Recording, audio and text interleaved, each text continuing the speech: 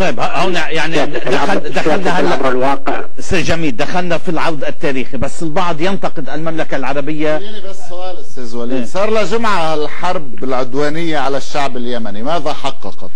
عم تحكي انه دخلوا، سؤال بس يا استاذ، ماذا حققت هذا العدوان منذ اسبوع حتى اليوم؟ تعرف انه ليس هنالك سكنات للجيش اليمني، عم تقصفوا اولاد، عم تقصفوا تخشيبات، عم تقصفوا بيوت بلاستيكية، مع شعب فقير الماكسيموم المقاتل منهم معه بارودي وار بي جي، وهم ينتظرونكم على الارض. اذا كنتوا انتم فعلا قادرين تعملوا شيء بالسعودية باليمن تفضلوا على الارض، والا هذا القصف من الجو البري من الجو بهذا الشكل وقتل الاطفال والشيوخ والمرجله على شعب فقير بهذا الشكل ما بتكون انتفضت السعوديه، بتكون السعوديه عم تمارس ممارسات عدوانيه يجب ان يقال عنها انها عدوانيه. استاذ جميل تفضل. يعني انا لم اسمع ضيفك جيدا على كل حال، لكن يبدو انه يتحدث بلغه لا اعرف. لا لغه لطيفه لحد هلا ينقصها بعض المعرفه، واعتقد انه استخدم بعض التوصيفات التي لا تليق به ولا تليق ايضا ببرنامجك لاسباب معينه. السعوديه لو سمحت دعني اكمل ومن ثم تتحدث انت. بس انا لا لحظه هذا الاستعلاء هذا الاستعلاء الذي تتصفون به، هذا الاستعلاء يجب هذا الاستعلاء انت غسان ما تستعلى علينا نحن اهل الشام، اهل هذه البلاد، اسيادكم منذ الاف السنين.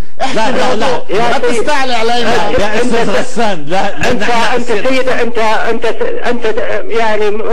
انت سيد نفسك، وحدودك لا تتجاوز ايضا الضاحيه الجنوبيه، ويجب ان تعرف حدود لذلك وقصفتم اليمن، لذلك ارتعبت فرائسكم من الشباب في اليمن. لذلك استاذ غسان يعني هذه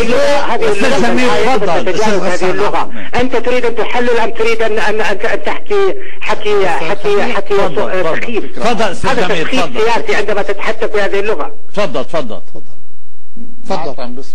كان عم بيجاوب. تعرف ان المملكه العربيه السعوديه الان بعد ان بدات الحرب عاصفه الحزم في اليمن، تغيرت الكثير من الحسابات والسياسات وخطط ومشاريع المشاريع الفارسيه في المنطقه العربيه. هناك مواجهه حقيقيه، وهذه المواجهه كانت الحوثي هو واجهه لايران، ليس اكثر من ذلك، واليمنيين يعرفون هذا الامر جيدا، وليس بمقدور اليمن. تفضل. نعم، اذهبوا وحاربوا ايران اذا كنتم معتبرين انه هذه ايران. ومن قال لك لا نحارب ايران؟ متى حاربت ايران؟ هل تجرؤ؟ لدينا صور نحن ايام الشاه كان زعماء الخليج يركعون للشاه. تذكر التاريخ، يسجدون الحرب العراقيه الايرانيه.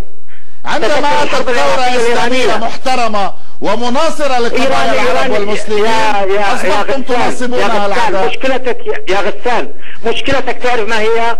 لانه انت تعرف ان ايران دائما تمارس سياستها الحرب الوكاله، تدعم الميليشيات المسلحه مثل حزب الله الذي تنتمي اليه.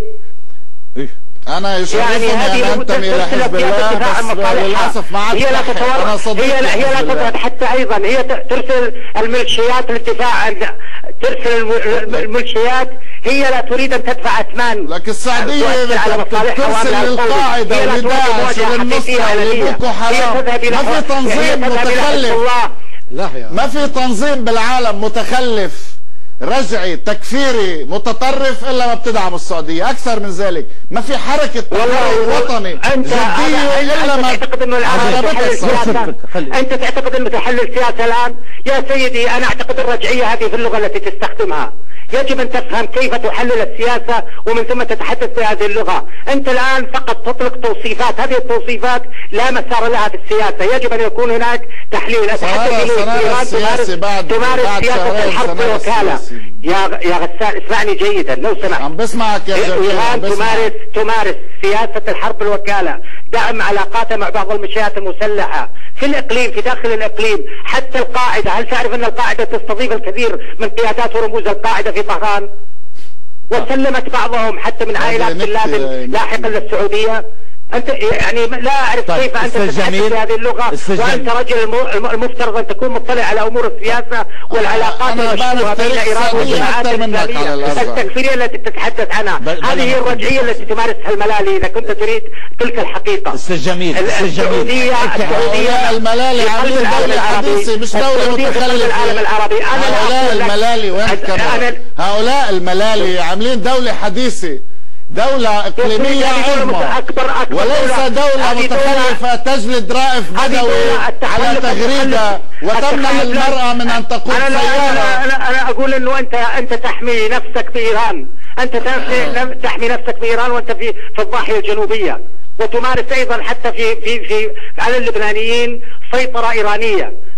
على اللبنانيين في وسط لبنان. بلدك يجب ان تكون عروبي وعربيا لا تنتمي الى الفارسيه.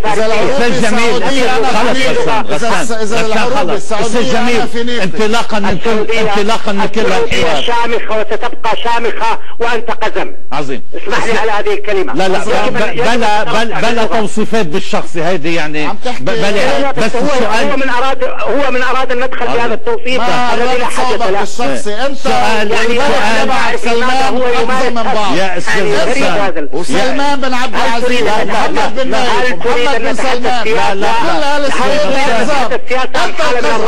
ما بسمح لك اعتذر. انت تريد حالة، انت تريد حفلة من الشتائم والردح. ما بسمح لك يا قزم. استاذ جميل، استاذ جميل يا استاذ جميل انت سخيف من العيب ومن العيب لاشكالك تستضافون في القنوات. انت من العيب الا التخلف الا التطرف الا الوهابيه الا داعش هذا يا استاذ انت عميل ايراني ولست عربي. انت قزم انت ولا علاقه بالعروبه. هذا الخرفان تبعك. يجب ان نرفض هذا الكلام. نرفض هذا الكلام. انا اتحدث نرفض هذا الكلام. الليله لانه بقصه قزم هو راح استاذ جميل